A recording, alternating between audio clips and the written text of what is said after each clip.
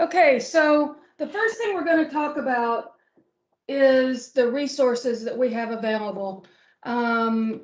We have the special education data standards. We also have the KDE, just all data standards. So for anything you do in Infinite Campus, there's a data standard. And I have the link right here where you go to do that. Where you go to see those. And I'm working on updating the data standards now. So they'll be updated soon. There haven't been a lot of changes, but there have been a few. And then there's the goal monitoring video that a couple of our KDE consultants recorded a video, a training around goal monitoring that you probably ought to watch if you're interested in it. It's a really good video, and that's a really good tool to use. Okay, so let's talk about reporting. So the reporting is December 1 child count. That's what we're here to talk about, right? This is the big one. So this year we are going to be pulling the data sometime over the weekend. I can't say when we do it because it's pulled by another group at KDE. We're going to be pulling that data sometime between close of business December 3rd and 8 a.m. December 6th. So December 3rd is Friday, December 6th is Monday. And we'll talk a lot more about that. But I would recommend that you run a report on December 3rd at the end of the day and just hold on to that. So you can compare your report to what you see in Infinite Campus. And I'm going to try to run it as well from our end. We'll probably run it. I'll probably get started about 7:30 a.m. that morning and try to run it for every district. But it's really hard for me to be timely in that because I have to start off. I have to go into each district individually to run it that way. So I see the same thing you see, and that takes a long time. So, okay. Oh, not back. Sorry. The indicator 11 and 13 data. Again, that isn't until the end of the year. It's due June 30th. We are working on, actually, I think we made some changes already to the SPED evaluation detail report that you use for that. And I'll talk about that at the end of your training. But it's a really good report. It now pulls any kid who has a consent for initial evaluation during the school year, regardless of anything. So any kid who has the consent, it pulls it. So that's a really good report if you're looking at initial evaluations. There's a Safe Schools report. I recommend going to that. It's Kentucky State Reporting, Safe Schools. I recommend checking on that throughout the school year. I haven't been able to do that just yet, and it's still early. And I know that a lot of districts have been in and out, but I would recommend looking at that throughout the school year and looking for things like if somebody made a mistake and put in expulsion without services for a student with an IEP. Those sorts of things are things you want to look for during this time of the year. Personnel report, I'm going to talk about that today. That is due on July 1st, but it is data as of December 1st. So I'm going to talk a little bit about that and help you sort of understand that a little bit better. And then the special ed exit report. One of the changes we are going to be making on the exit report, I believe, is that instead of a student being required to be enrolled on the first day of school in your district to be on the report, I think if the student was enrolled anytime before October 1st, the student will appear on the report. And this should help you guys with your graduation data, I'm hoping.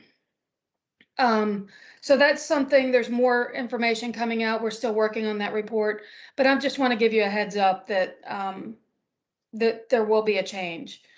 Nothing you need to worry about, but just giving you a heads up that there's going to be a change.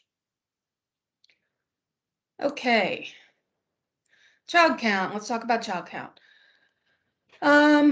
Things you need to know. So what is required for a student to be on the child count report? They have to be enrolled in the district on December 1st. So one of the things that we see often is a student might have left on November 30th and maybe moved, like changed schools within the district or something, and maybe moved on December 1st and then re-enrolled on December 2nd. So they have an exit or an end status of 11:30 and a new begin status of 12:02. And that student will not be on the child count report because they were not enrolled. They don't have an enrollment in Infinite Campus on 12/1. So that's something you need to be aware of. That just kind of be aware of it, and you need to, if the kid is moving to a different district, that's something you might need to communicate with the district about. And we will see those as we go, like if a student was enrolled in 2 different places on December 1st, and I will deal with that and contact the 2 directors if it's not clear where the student should be enrolled. Student has an active and locked IEP, so they have to have an active and locked IEP that spans December 1. So it had to have begun on or before December 1 and ended on or after December 1. And then they have to have an evaluation dated less than 3 years before the child count date. So that's another important one, and we're going to talk about that. That comes into when kids move in from out of state, that gets a little weird. So we're going to talk about that. Okay. So something else that has already come up once this year is students have to be actively enrolled in a non-excluded calendar. So if you have, especially preschool calendars, a lot of districts have preschool calendars that are excluded. Now that doesn't mean the student can't be marked state exclude. I'm talking about the calendar, not the student. So if the student is in an excluded calendar, then that student will not appear on child count. So if you want that preschool calendar excluded, that's fine, but you need to enroll that student in an active calendar, in a non-excluded calendar, to be able to appear on child count.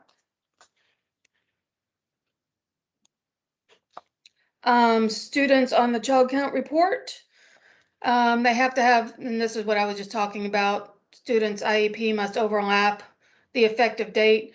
In this case, we're talking about 12/1. Sometimes, I think December 1st is on I don't remember what day it's on, but it's not on a weekend, which makes me very, very, very happy. So we're talking about December 1st here. The special ed status in the IEP must be A, AR, or I. It can't be ER, which is eligible parent refused. If the special ed status is marked I, the end date has to be after 12/1. So if the special ed status, and it has to be after 12/1 anyway, if they're going to show up. But if the student is marked inactive, they'll still appear if their end date still spans, if their IEP still spans 12/1. The IEP has to be locked. And the IEP has to have a primary disability selected. And if the disability is DD, the student can't be over 9 years old or older. And they have to have a special ed setting or an LRE. So these are all things that you probably know. They're just really good reminders as we're coming into this. You kind of want to start looking at this at child count probably here pretty soon, if not already, because this is a very important count and we don't want to wait till the last day to do this. The evaluation, the date of eligibility determination has to be 3 years prior to the child count date, 3 years minus 1 day, prior to the child count date. Date of eligibility determination has to be before or on the child count date. Evaluation has to be locked. All the things I just said about the IEP pretty much has to be true for the evaluation. Out-of-state students. Now, this is where, even if you've heard all this before, a lot of people forget this or just don't think about it when they're in the moment. But if a student moves in from out of state, and I say just before the child count date, but this is a good practice to do anytime if you have the time to do it, but it has to be done in order for the student to count for on the December 1 count. So you want to create a Kentucky evaluation eligibility determination using the information from the sending state as much as you can. Some people say, you know, sometimes I hear there wasn't enough information or we didn't even get the evaluation or whatever. Do the best you can. And that should be marked, I think it's type transferred, if I remember correctly, so that you know that student moved in from out of state and you're still going to have to do a new evaluation for this student. You're going to also create a valid Kentucky IEP based on the information from the sending state, again using type transferred for the evaluation. Those are the only reason these exist. And then, because a student moved in from out of state, you are going to have to create a new initial evaluation. It has to be an initial. If the student moves in from out of state, it has to be an initial evaluation. So you're going to create a new one. And, you know, within 60 days of creating that new one, you're going to have to create a new IEP. What I want you to do here is leave the old evaluation, the transferred evaluation, and the transferred IEP, leave those there. Don't go in and change them to the new information, because that will mess up child count. So you want to create a new evaluation for your initial and a new IEP for the Kentucky IEP. So you want to create all new documents.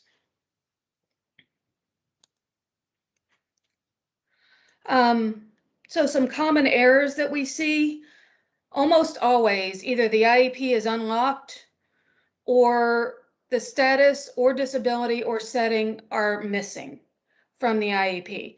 We have the QA SPED error report in Infinite Campus that will help you find those, and I would recommend that you use that. I would recommend, and I've talked to several directors of special ed or assistant directors of special ed that run that weekly, so that just so you know everything's cleaned up.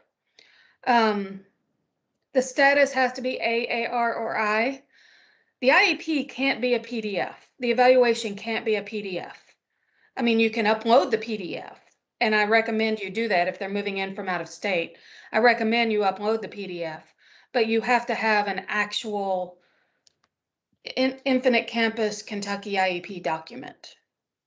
And then this was a big one last year. I hope we fixed it this year. But the LRE and age mismatch is a problem. When you run child count now, it should catch that for you. But 5-year-olds in kindergarten, if they are in kindergarten, they should have an LRE beginning with 6. So any kids in 5-year-olds in kindergarten, I think any kids in kindergarten or up should have an LRE code beginning with 6. If they're 5 years old and still in preschool, they're going to have an LRE code beginning with 3. Okay, one more thing, and then I'll go back and answer some questions. Students returning to the district. So this is something we have found. I've heard from several districts about this, that they had a whole slew of students who left because of COVID, went to private school or went to homeschool, because the schools were virtual and they wanted to go in person, or because of the mask situation, or whatever. Lots and lots of reasons. But then they return this year and their IEPs have lapsed. Those students are not going to show up on the child count report. If their IEPs expired last year, then those students will not show up on child count or on the error report this year. We're working on a report to find those kids for you, but I would recommend that you start looking at kids who went to private school or homeschool and start working on those, because I don't know, I mean, it shouldn't take too long to get those reports working, but there's still a time frame that you're going to need to start working on getting those evaluations completed, or the IEPs, or the, all the meetings you have to do and all that. So I would recommend that you go ahead and start on that now. And we'll let you know when the report is ready. Hey, Amy, this is Sylvia. Just wanted to add a reminder that if they fall off that report, the district still required to exercise on. Okay, you broke up. You're breaking up. Say that again. I'll put it in the chat. Okay. Kim, is there anything else I need to say about that? Because I felt like there was, and I don't remember what it was. No, I mean, we're just working on it. Okay. I'm sorry. I'm hearing myself. Oh, I know. Okay, I'll fix that. I think if you just mute while I talk. I don't know. Yeah, it sounds better. But yeah, we're still working on that. That should be ready within the month. And it's not just going to find homeschool and private school students. It will actually find anybody that maybe they went to a different district or they went out of state and they came back. It'll pick up those two. Very cool. So, and we did make a few changes to the error report, and I'm hoping it'll be the special ed error report. I'm hoping it'll catch errors. Sorry, the December 1 count error report. I'm hoping it'll catch some errors for you that that we were having in the past. Okay, so I'm going to start at the beginning of all these questions. Let's see. Has the department given any thought about the excessive numbers of students with disabilities that have gone to homeschool that is COVID related in reference to the December 1 count? I'm concerned about the drop I may see here. Yes, we have. I just talked about the report, and we also, I mean, yes, we are aware that numbers have fallen. Honestly, last year, our numbers for students for K through 14 went up a little bit. Our numbers for preschool dropped about 3,500. So kindergarten and higher, kindergarten through grade 14 went up 500. Students in preschool went down 3,500. So there was a total of 3,500, 3,000 drop. So, yeah, I mean, it's on our radar. I just don't know, we're just keeping an eye on the situation. Let's see. Is there a place to document a student received services during a removal that will show on the Safe Schools report? Sylvia or Jackie, would you like to, should we just contact Celeste later about that, or do you want to address it here, or what do you think is the There's not a place for it on IC. for you to put it so that it runs, to my understanding, Amy, you correct me if I'm wrong, that it runs on the Safe Schools report, but that's something you can put into the notes of those removals themselves. So if you were to get audited, the removal itself could have the notes within those behavior details. Is a great place to put them because we'll see those when you're doing your audits and things like that. So we typically just suggest to put it in the behavior details from the incident to let us know like what was provided and all of those things. That'll help you there. Thank you. If the student leaves district but doesn't enroll elsewhere, shouldn't the district where the student left have the child on child count? No, if the student is not enrolled in the district, nobody, if the student isn't enrolled, nobody gets to count the student. That's the federal rules. For out-of-state transfer, when getting a consent, is it a reval or initial, or is the eligibility initial, or are you saying both are initial? Both should be initial. Both should be initial if the student is from out of state. If a child was DD in Kentucky, moved out of state, I had the same question yesterday, and they made the child eligible under a new eligibility. I think Kim was the one that asked it. Yes, it's still an initial.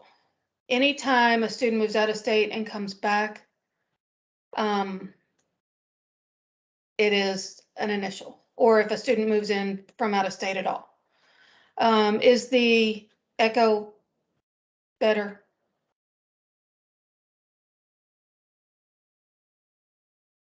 I'm going to assume that's a yes, since I haven't heard otherwise. It is.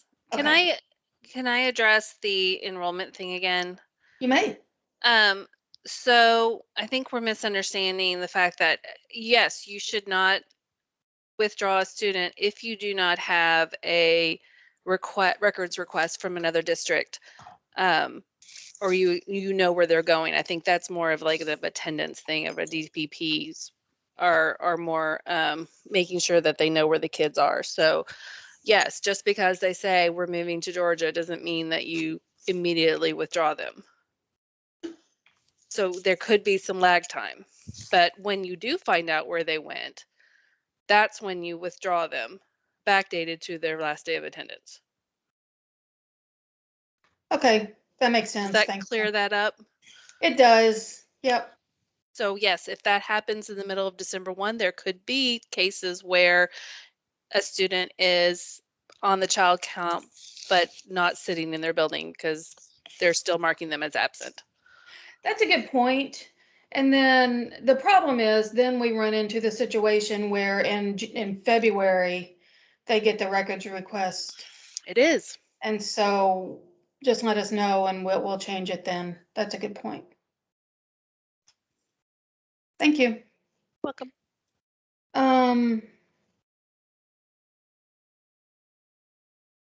Okay, so Sylvia talked about the report. I was just talking about that catches kids who have left. What is the specific report we should run? That has not come out yet. But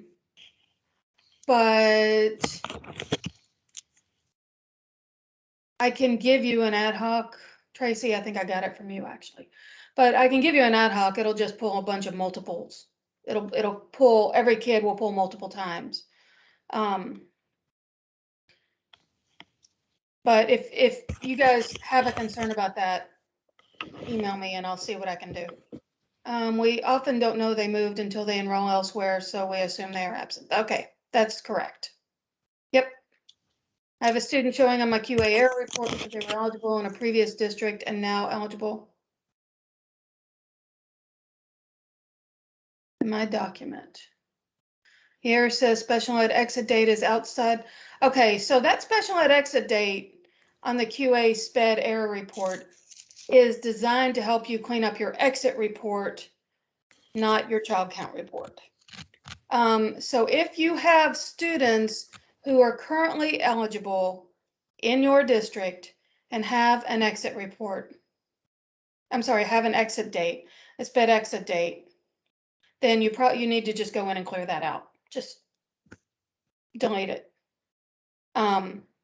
It's not really an issue necessarily, but it could be on some reports. It's not an issue for child count, but it could be an issue on some reports that we run. So I think you're better off just, if you see that, just go in and look at it and clear it out.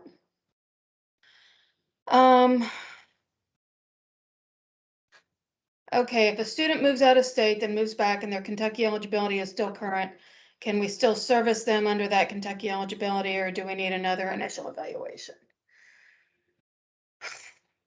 We went through that a couple of years ago.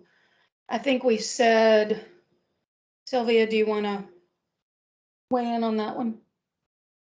Can you repeat the question? If a student moves out of state and then comes back and their eligibility is still current, can we still serve them under that Kentucky eligibility? So by current, I think that's what really plays into this. So, like there's exceptions to every rule. And I would say if you get into that situation, call us and we'll talk you through it on an individual basis, because it'll depend on the kid. But also, current in my definition is a year old or less. So anything that like if you, let's say a student lives in Louisville and then moves across the river to Indiana and then moves back, but the evaluation had been conducted in that same year. There's ways that you can move around there and do those things, but it's going to depend. Like, did they change eligibility categories when they moved across the river? Did they not? There's a lot of factors that really play into that. So I would suggest you probably call a department when you're in those situations, and we can work it through with you case by case. Okay, No. and then No. So in the next case says if they're going to homeschool when they return, if their eligibility is still current, it's not current if it's 3 years old. It's only current if it's a year old or less. So she means if it's within the last 3 years, I think. So yeah. Well, anything older than a year, though, if you're moving from one to the next, is not considered a current evaluation that you'd need to review again and reevaluate after a year has passed. Thank you. Okay, Wes just asked the question of the year. When a student goes from DD in preschool to an evaluation in, say, first grade, they are being evaluated in another suspected disability category. Is this new evaluation considered an initial or a reeval?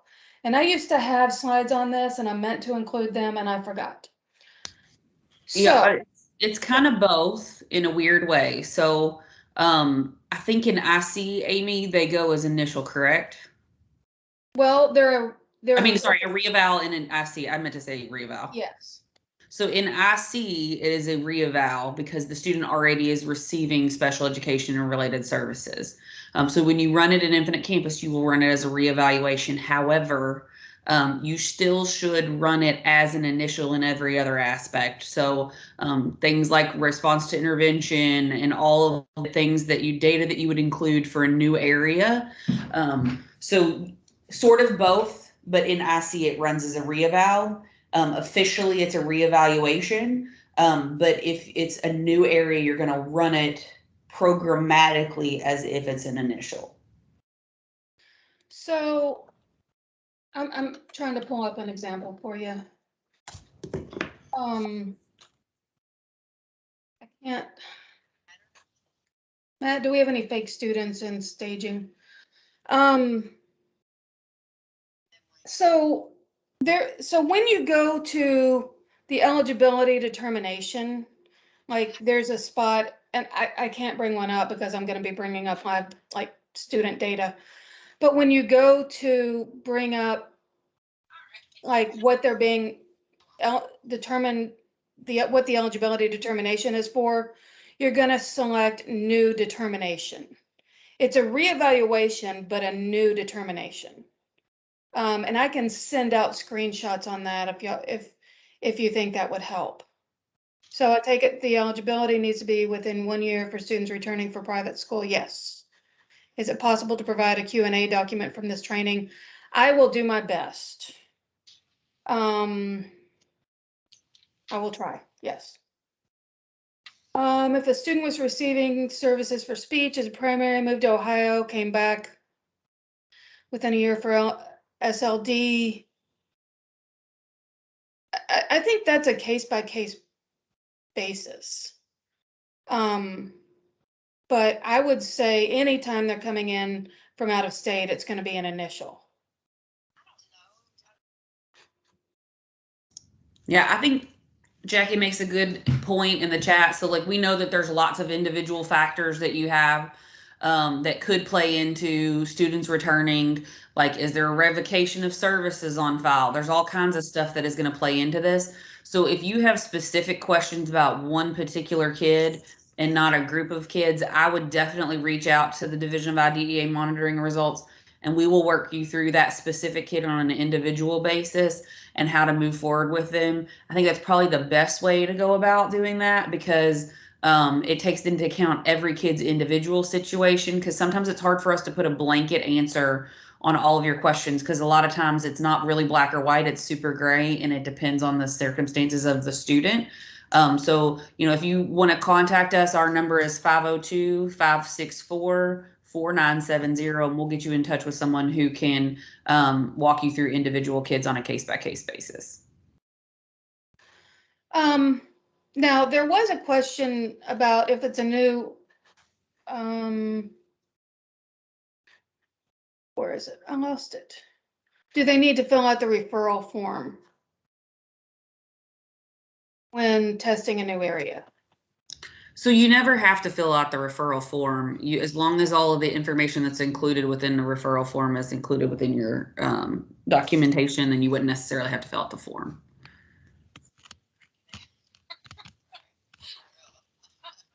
Okay. Okay. So here's our public service announcement that we have in every presentation I do. Infinite Campus is the authoritative source for all student information, which means actually pretty much we pull almost everything out of Infinite Campus now anyway. There aren't too many reports that you guys submit directly to us, but any errors or warnings that you find, we can't fix manually. It has to be accurate in Infinite Campus. And that means sometimes we have to do some troubleshooting, because there are, sometimes Infinite Campus doesn't react how we want it to. But anyway, child count cleanup. So these are things you need to be aware of. This is a big one. Age and grade should be appropriate match. So we have a lot of, and it's gotten better, but I've noticed a lot of districts use grade 97 for their homeschoolers. We can't do that anymore because of the way we're pulling the report. So if you have a kid listed as a 97, there are other ways to enroll that student without and put them in the accurate grade, so that we can actually pull them accurately. Preschool students should have LREs beginning with 3. Any students in grades K through 14 should have LREs beginning with 6. Kindergartners who are 5 years old should have LREs that begin with 6. So that was new last year, and it caused us a bunch of nightmares, but I think it's been fixed now. Hopefully we won't have that issue. Ensure student demographic data is correct. So what I mean by that is, I got an email the other day based on indicators 9 or 10, and they said, well, this student is actually multiple races, but he's listed as white, so can we change that? No. You can change it. Basically what I'm saying is I use what's in Infinite Campus. I use what's pulled from Infinite Campus on child count. So whatever we use on child count is what is going to be used in indicators 5 and 6, indicators 9 and 10, discipline reporting, CEIS, significant disproportionality. So please make sure when you submit your data that your demographic information is correct. Any overlapping enrollments that you have within your district should be resolved. We have the report set up so that it will only, I think it's going to look at it's going to look at in enrollments first, like homeschool, private school, like special ed services only enrollments, and then primary enrollments, and then secondary enrollments. But a student shouldn't only have a secondary enrollment.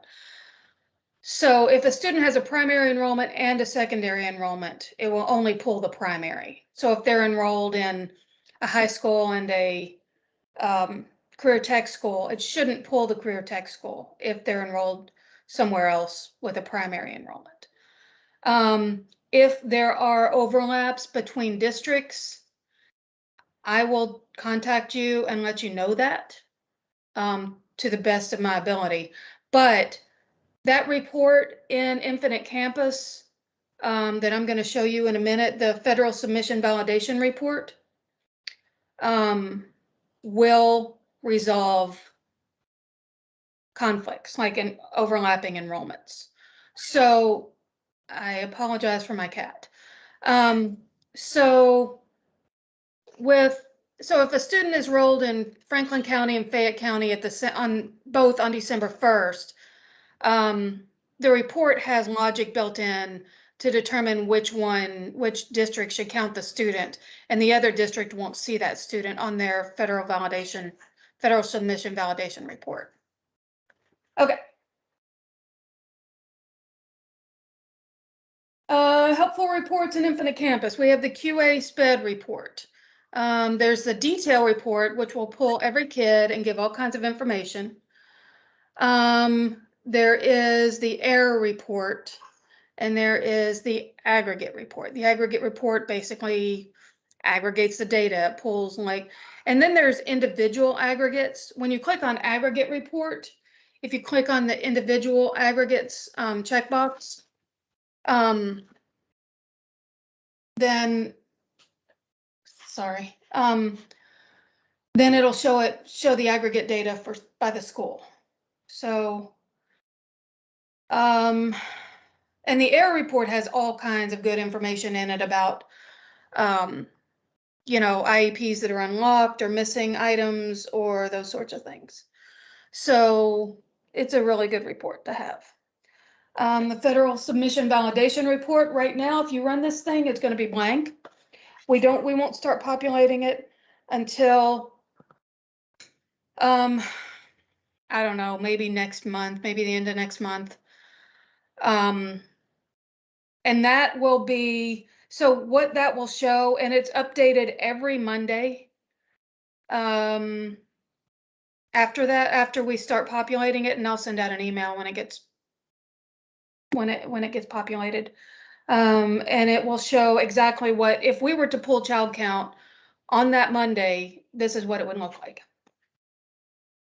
Alternate assessment tracking, that's a report. It's called the Alternate Assessment Tracker or Alternate Assessment Tracking. And it will tell you what students you have eligible for alternate assessment. Okay, so here's more detail on the detail report. It has the caseload managers now. It has the date due for the next evaluation.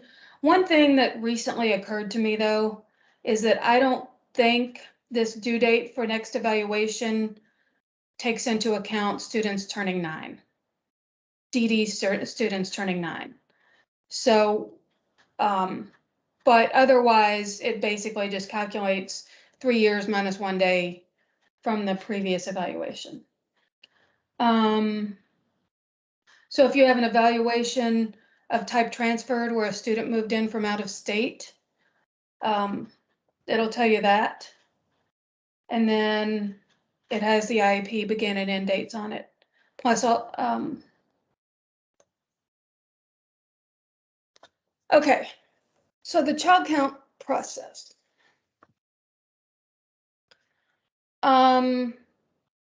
So the child count process, I'm sorry, this report right here, the state reporting, KDE reports, IDEA December 1 federal submission validation report.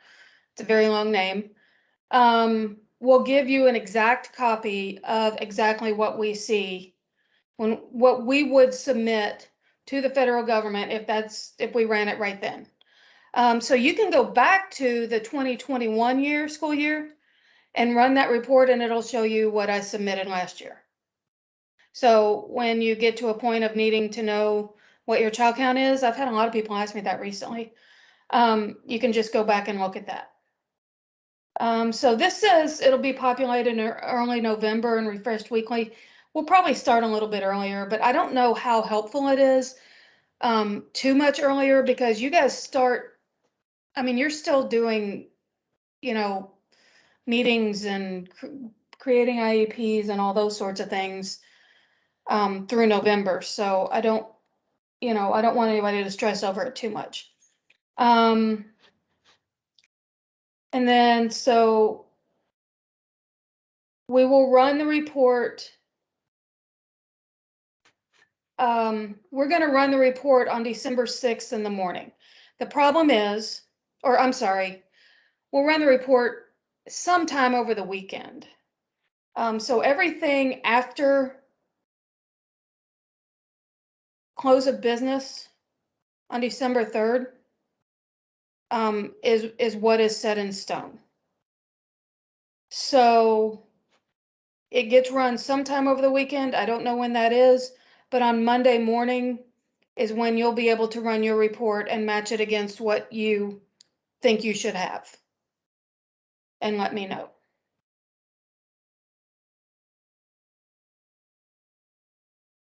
Any questions about child count before I move on?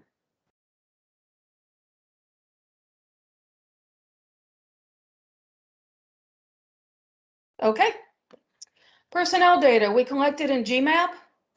Although I will send out a spreadsheet that will allow you to store the data in this spreadsheet, because the data that we collect for personnel is as of December 1. So I'm going to go ahead, when I send out information about child count, I'll send out this spreadsheet that will allow you to just put your data in there and keep it. And then when they ask for it in the summer in GMAP, you can just copy it over.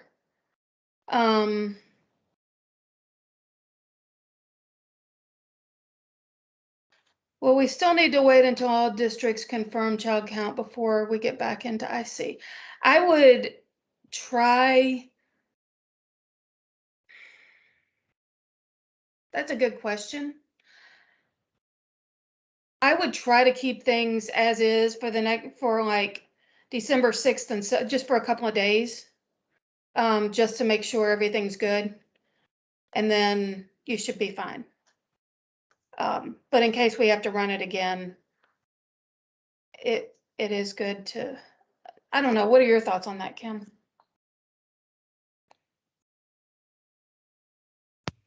I am so sorry.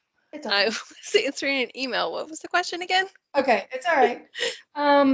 So will we need to wait until all districts have confirmed child count before they get back into IC? I think I think things went pretty smoothly last year, so I don't think they need to wait like. No, I think they were fine. Yeah. We just need that weekend to get the Monday refresh. And then after that, if we have problems, we can come back to you to ask you to lock everything down again. But no, I think we should be fine. Okay. All right. Thank you. That's what I thought. I just wanted to make sure. Okay. So back to personnel. This is how we report each category as of December 1st. And I'm not going to spend a ton of time going over this. I haven't even gotten the personnel report that you all just submitted. I'm still waiting on it, so I don't know how that looked, but in years past, we had several glaring errors, which really messed up our data submission. So please just try to keep it as accurate as possible. One of the things people do is get fully certified and not fully certified mixed up, and they'll put in, 30 not fully certified and 1 fully certified or whatever. And it should be the other way around. And that, if you think about it, that'll really mess up your data.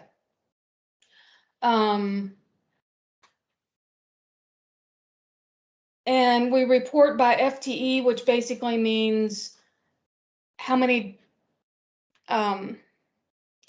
full-time equivalent people do you have? And you can round it to the nearest hundredth of a decimal. So if you have somebody coming in 12 hours a semester, I would say that's 0.01. Or 12 hours a year, rather. I would say that's 0.01. But do the best you can to be as accurate as possible. So here's an example. You got teacher 1 working with students with disabilities for 3 hours out of a 6-hour day. So that's a half FTE, 3 divided by 6. If you have somebody working with students with disabilities 4 hours out of a 6-hour day, that's 4 out of 6. And then half of their day. And then you add the 2 to get 1.17 FTE. So if all you have is these 2 teachers, then you would have 1.17 FTE for students with disabilities. And then this is what it looks like. The other thing, fix this, and I used an old picture. So this should say for children ages 6 through 21 who are fully certified. And I'll send more information out about this in the next month or so. But fully certified, not fully certified, and then preschool and K through 14 are the other issue. So these are things you just need to be aware of. Placement, so you need your previous child count. You need students ages 3 through 5 who've been determined for special ed. Like these are all information that you'll need. And again, I will send more information out about this. I've put in the spreadsheet, I've put in like notes right here to help you figure out who should be in which category. Okay, let's talk about goal monitoring. Goal monitoring, first of all, the rights have to be added to the appropriate user groups. So you need to talk to your CASIS administrator, your IC person in your district, to get those rights added for you. It now has print and graphing capabilities. We've asked Infinite Campus for it to integrate with the progress monitoring. What you guys need to understand about this is that this is not our tool. This is a nationwide tool, so we can't customize it how we want. We can put in requests to Infinite Campus, but it can't be customized just for Kentucky. So that's something that I get a lot of questions about, and we're going to talk about some questions here in just a second. Again, we have that goal monitoring video that we created, the training video, and I have Ashley Cook here in this meeting with us to help answer some questions on it. She was one of the 2 consultants that created this training video, and she has much more knowledge about goal monitoring than I do. I am the data IC person. So we asked for people to weigh in on what kinds of goal monitoring questions they had. And these are the questions we got. And I'm going to speak to some of these, and then I'm going to let Ashley take over. So the first one is there's an issue with amended IEPs. So if the IEP is amended, apparently there's an issue with the goal monitoring tool with that. And we are going to take that to Infinite Campus. Ashley, did we say, we talked about a workaround or something for that? Is that the one? We discussed that one mostly because for the purposes of IC, when you amend an IEP, that creates an end date, and then the amended version has a start date. And so that's where the issue is with the goal monitoring. So we can take that to IC. I'm not sure there's going to be a solution, but probably the best, and someone weigh in if this is bad advice, but at the district level, just determine how you all want to handle that. Like, do you all want to print off the data so far and just put it with the previous IEP, put a note in the comments section when you start the goal monitoring? So at the district level, you all can just choose what's going to work best for you all, staying within compliance, of course. Because as of right now, there's really not a way to continue that because of the way IC ends and starts amended IEPs. Cool. And the other thing is, we talked about this, and it's sort of a district decision. We prefer that you amend IEPs when you're making changes, but it's sort of a district decision, or even maybe a kid-by-kid basis, whether you create a new IEP, whether you amend it, whether you unlock it and make changes, whatever. I wouldn't recommend unlocking it and making changes. But it's, sorry, I was reading the comments. So we kind of feel like this is a district decision how you handle this, but okay. Embedding in the progress monitoring tool, again, I've asked. They didn't seem, apparently that's a bigger deal than it sounds. So they didn't seem like they were going to be getting that done anytime soon, but they said that they have made note of it and they've had that request from other people. So hopefully they'll be working on it soon. And honestly, when I say soon, I don't even know what that means in Infinite Campus time, because sometimes they say it won't be soon and it happens in a week, and sometimes it happens in 3 years. So they work, they're a bureaucracy just like state government, and they kind of work in their own time. So we just, you know, we just kind of ask and hope they can help us. Let's see. Do you anticipate an update so that the analysis of the data can be put on the graph? It is on the analysis of the data. That's a question we can ask Infinite Campus as well. Does the data save an IC for progress management when you add an amendment, when you do an amendment? Honestly, I don't know the answer to that. I do. Okay, good. It does. So you will have, for each IEP that you have data put in for, there will be like a drop-down menu. So you have access to all of the data for any previous IEP that was put into Infinite Campus. Cool. Thank you. So not all dates are appearing on the graph. So, Ashley, do you want to speak to that, or do you want me to? No, I can do it. That is just like a sizing issue with the graph. So there isn't room on the graphs to include all of the dates, so they just put reference points. But all of the, on the detail section, all of the dates and the data points and the comments will be there. So as far as like a compliance standpoint, you have all of the appropriate information there. It's not an issue of the date just not being there, it's that the graph doesn't have the capacity to show all of them. Okay. Can't enter comments without entering data.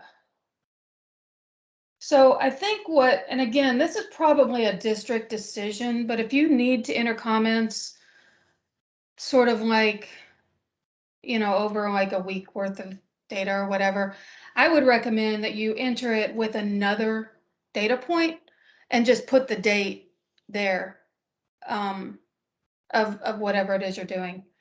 But again, district decision. Ashley, do you have anything to add to that or the next one? Not a lot to add to that one. I did go back and reread that question. We can lift that up to IC just to have the option to put in a comment without data. But like Amy said, you could go in and just with another data point, put the date or dates of what you want to add and make the comment there. That way it'll be at least logged with the progress monitoring. And then the next one is, would you like to enter data? Would like to enter data for more than one objective at a time. That, as of right now, is just not something that it has the capacity to do. We can send that up to IC, but that would be something they would have to change on their end. Okay. Yeah, I mean, a lot of these, you know, I know that we wouldn't like it to be perfect, but it just takes a while to tweak things. Can't do multiple data points per day. I think again, same situation. So that Or one I was able to get multiple data points in each for a day. On my end, that it could be a permissioning issue, but I just went in and for that data point or for that day, put in another entry. So you can't add more than one on the same little sidebar that pops out, but you can enter the same date and enter more data, and they do show up on the graph together. cool. Okay. Cannot delete or edit previous entries. That sounds like something we need to take to Infinite Campus, I think. So Oh, that no. is a permission, Yeah. a permission issue. You can work with your district level IC person. And what you have to do is give like deleting permissions. And so just, I would be very careful with that just to ensure that you're not giving everyone permission to like delete IEPs. That would not be ideal. So I would just double check that, because on my end, I'm not sure if giving delete permission for the goal monitoring gives delete permissions for everything. But that would be the issue, is a permission setting. Cool. All right. Yeah, some of those permission things get a little tricky. So, and we can't do anything about it at the state level. You just have to go into, you just have to talk to your district person about it. Somebody asked for a checkbox to track accommodations. Do you want to address that one, Ashley? And showing the average of the data points. Yeah, I'll just go ahead and take these two. Yeah. Yeah. Yep. So I might need more information on this question, but as far as I know, that's not an option right now. If you needed to add accommodations that were used, you could just put them in the comments section that went with that progress monitoring. And then for show the average of data points, IC doesn't have that capability at this time. I understand where you're coming from, because I used to use that feature a lot in like Google Sheets that I used when I was progress monitoring, but right now it doesn't. It does offer the trend line, which can be a really great tool for assessing progress toward a goal. I personally prefer it to averages, but that's a personal preference. So at this point, no, you can't do that, which is, I'm sure, unfortunate. Yeah. Okay. Does the data roll in with IEPs from other districts? I don't think it does, because I'm pretty sure the goal monitoring is within the district, but I don't know that for sure. Is anybody else? I don't know that one. I think it had come up as either we would like for this to happen, or it does have that ability, but I think that's going to be something we would have to take to IC as well. Okay, thank you. Yeah, that might be difficult. Oh, I'm going to do one more thing real quick. I'm going to put in the chat box, we got a question about the wording differences between the goal monitoring tool, like the latency, event recording, and duration, and then the different wording that's within when we create the IEPs. So I'm dropping in the chat a document that just is a sort of like a crosswalk that will help explain how they connect to one another. Thank you. I don't know how that got lost, but it was the first one on the sheet. Thank you. I appreciate it. Okay, is there a way for a progress report to be linked to the goal monitoring chart? We just talked about that, and we're working on it. We've asked. We'll do the best we can. Okay, so one of the things that consumes our lives at Kentucky Department of Education is something called the State Performance Plan Annual Performance Report. that is SPP APR is also known as. And so it includes 17 different indicators that we have to send data in for every year. So every 6 years, we create a new state performance plan, and we have to set goals for ourselves for each of these 17 indicators. And then the annual performance report is every year we send in the data that tells us how we've done, or tells US Ed how we've done toward those goals and working toward those goals. This is a new year, a new cycle. So we are right now, as we speak, in the process of setting those goals through stakeholder engagement, which we're going to talk about at the end of this. And we're hoping you guys will want to be involved. So because it's a new cycle, there are always changes that the federal government creates in the way we report our data. And so what I'm going to do is I am going to talk about the changes. And a lot of these changes are indicators that you've seen in your determinations, or maybe gotten, audits for, or whatever. So these are, I'm not going to address all of them. I'm not going to address every indicator, but I'm going to talk about the ones that have changes, so that you'll know what's coming up. Okay, I see question. This is a good one. Do we still need to leave new consent unlocked until we determine eligibility to ensure correct reporting? What Kim is talking about there, and thank you for bringing that up, Kim, is if you are doing a reevaluation, if you get consent to evaluate more than 60 days out, so typically people get consent a year ahead of time for a reevaluation. So apparently we're the only state in the nation that allows that.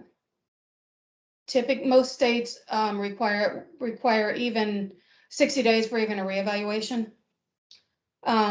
So if you create a reevaluation, or if you get consent, for a reevaluation a year before, you're going to need to leave that consent to evaluate unlocked, if it's only for a reeval, until you've completed your evaluation, until you've determined eligibility. Otherwise, because once you lock that consent to evaluate, the IEP says, oh, we have a new consent to evaluate. Well, I'm just going to delete all the old stuff and wait for the new. Not delete, but not show. So if you have a consent for reevaluation, you need to keep it unlocked until you have determined eligibility. And I will put that in the email that I send out when I send out the recording of this video. Okay. So back to the SPP APR. So the first indicators 1 and 2 are the ones that have probably the biggest changes, to be honest.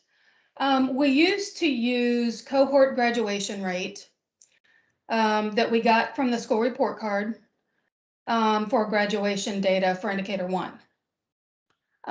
It was calculated by the Office of Assessment and Accountability. And I guess that was about it. And then the old dropout data was also different.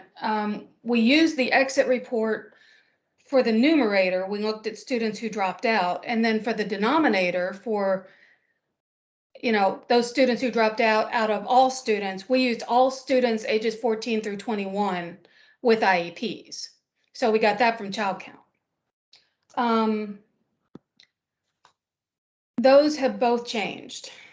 The new calculation comes solely from the exiting data. Students with IEPs ages 14 to 21 who have exited special education, whether that's through graduation, through transferring to regular ed, whatever.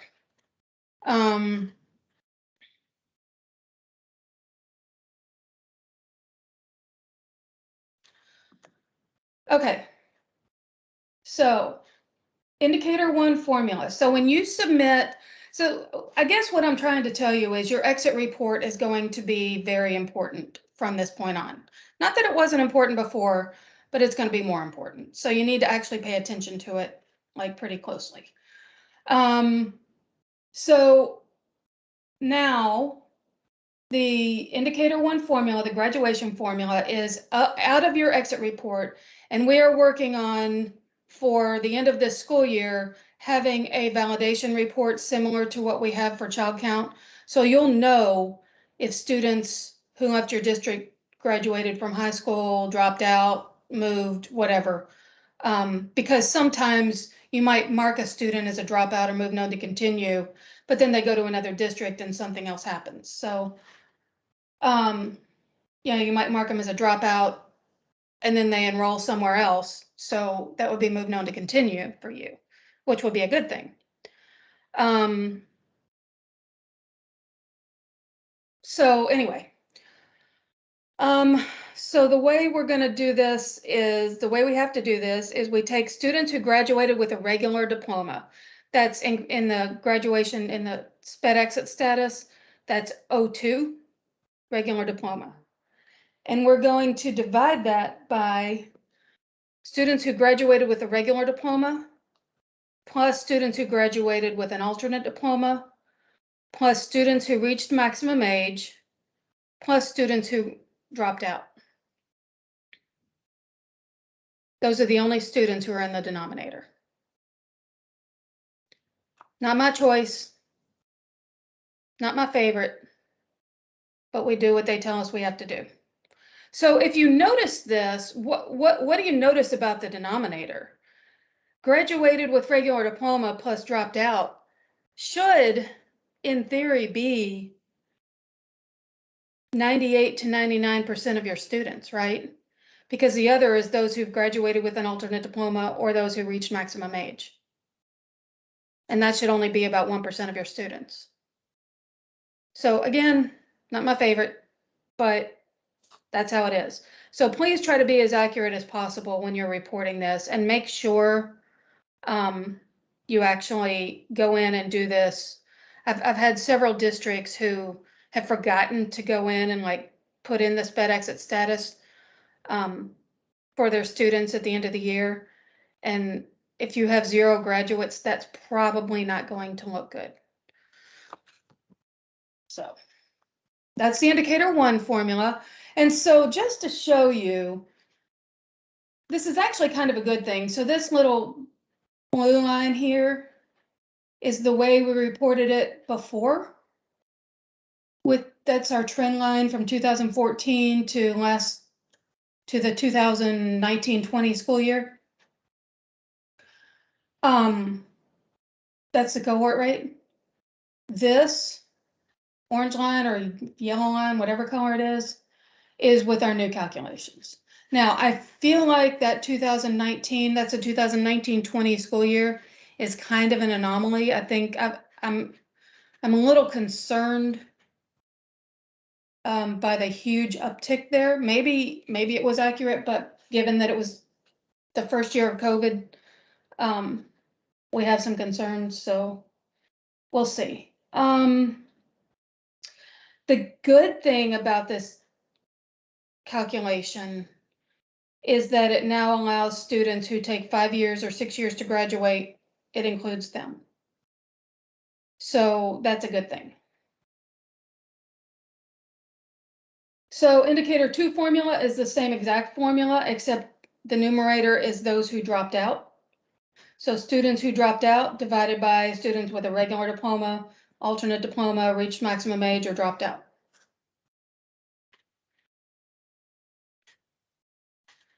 So again, so this one, this doesn't look so nice, except that we're really trending in the right direction. But this blue line is how we were reporting it. This orange line is how we are currently reporting it. The numerator is the same no matter how you look at it. It's the same number of students dropping out. The denominator is what changes. We were including all students ages 14 through 21, and now we're only allowed to include students on the exit report who did one of those 4 things. So I'm seeing a bunch of people saying that it hasn't been a problem locking the evaluation, the consent to evaluate. I'm glad to hear that. I hope that's the case. I haven't heard about it in a while, but I figured we all had other things to worry about with COVID, so I don't know. That's a good thing. Thank you. Okay, assessment data. Where did 3D go? Oh, there it is. Okay, so assessment data, this is another one that's kind of big.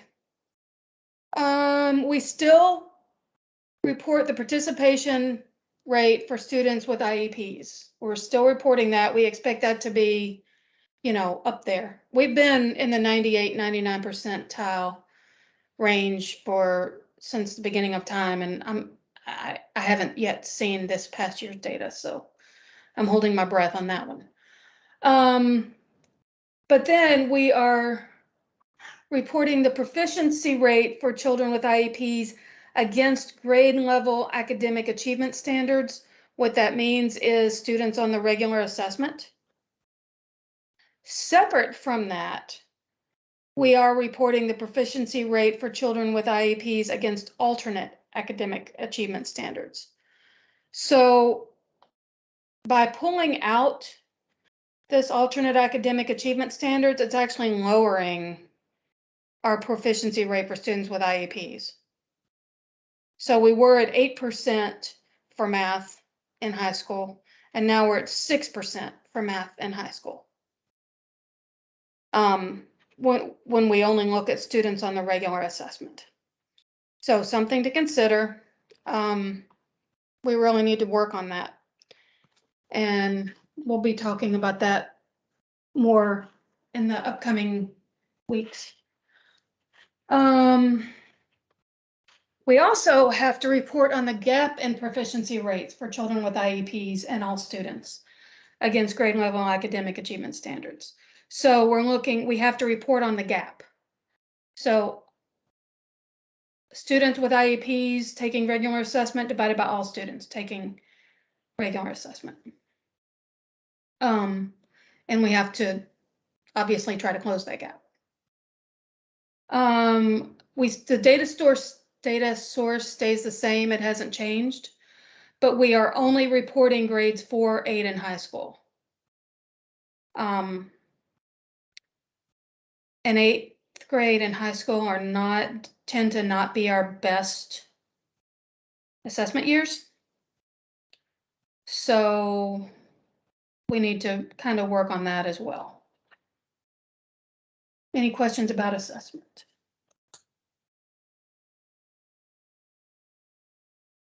Okay. Okay, the only difference in indicators 5 and 6, that's placement LRE, is 5-year-olds in kindergarten are now included in indicator 5. Which you kind of knew probably. 5-year-olds in preschool are still in indicator 6. And there's a new setting. This is important. There's a new setting, indicator 6, and it's students receiving special education and related services in the home. That doesn't mean they are virtual. That means there are actually people going into the student's home, typically because they are too medically fragile or too severe to go into the school. If they are walk-in, receiving speech, that would not be this setting. It's those who truly cannot go to school and have people coming into their homes to provide services. So, and we're probably going to run we're probably going to follow up on that in the next couple of months and see how many students are accurately reported that way. I believe that's a 6x, I'm sorry, a 3x LRE setting. And we'll be following up and talking to districts about whether these are accurate or not. I'll be working with the preschool to do that. Parent engagement. So this is something that is going to be a big deal. We are really pushing hard on this. Indicator 8, our response rate runs from 3 to about, I think the highest we had was 8%. Let that sink in. 3% to 8% of parents in the state are responding. That does not look good on anybody. So we are really going to be pushing on this because we now have to report this to the federal government. And we not only have to report the response rate, but we have to report underrepresented groups. We have to analyze for potential bias, non-response bias.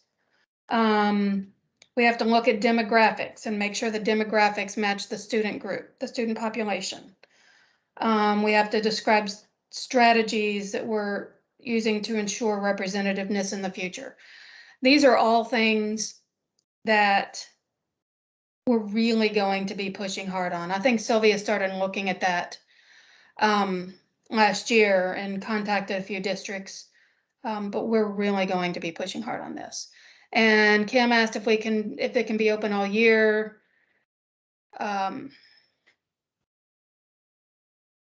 Okay, we have that's one of the things that's coming up in our stakeholder engagement session. So I'm actually going to shamelessly plug for a second. So I'm sorry, Amy, but we are getting ready to do a second round of stakeholder engagement regarding all of the different things with indicators. And it's a great opportunity for districts and parents and superintendents and whoever really wants to be involved to provide input on how we do those things. We actually already talked about indicator 8, and that was one of the things that came up in the feedback that we got from that group. But on October 1st, we're going to be doing it again. We'll be talking about indicators 5, 6, 7, 11, 13, and 14, and then we'll do it again on October 28th, and we'll talk about indicators 3, 4, 9, and 10. And so if you have any feedback that you'd like to be considered as part of that, we would super encourage you to be involved in those stakeholder engagement meetings. I think Jackie is dropping in the chat a link to a registration link where you can come and be invited. It's like a 4-hour, 2 more times that we'll be meeting. And then also, if you don't want to give up 4 hours of your day, we're also going to have Google Forms for each one of the indicators. Those will be live on the website likely by October 1st. And so we will have, following each one of these meetings, we'll be posting Google Forms for each indicator, and we would want you to spread those far and wide. So, send them to your teachers and yourself and everyone in your district and all of your parents, and give them the opportunity to provide feedback as well. This is one of those things that if you have a request like leaving the survey open all year, I would strongly encourage you to fill out that indicator 8 link, because I think, I'm gonna be honest, the more we hear things, the more likely that they are to happen. So that the feedback, this is your time to really give us feedback on how can we improve our processes, and what would you want to do, and how could you see it be different for each individual indicator. You wouldn't need to come and fill out a survey for every single one, but you could go and pick and choose the ones that matter to you. So again, I'd consider either signing up for the meeting or, filling out those surveys afterwards to see how you can get your input heard, because that's definitely something we're hearing. And if it's something that's important to you, I would consider, filling out those surveys at a minimum to make sure that we're receiving that feedback in the appropriate place where we're collecting it all and then making decisions from that body of evidence. So definitely do that. You can copy the link and email it to yourself, or again, we will be posting on the DOSE listserv following the meeting, if you don't have that kind of time, those Google surveys, so that you can provide input that way as well, with less of a time crunch.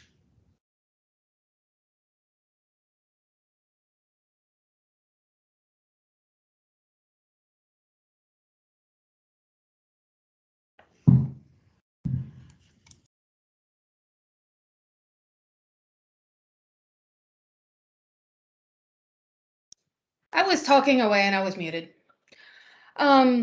So the indicator 14 post-secondary transition surveys, what we call yo-yo, is they have the same requirements.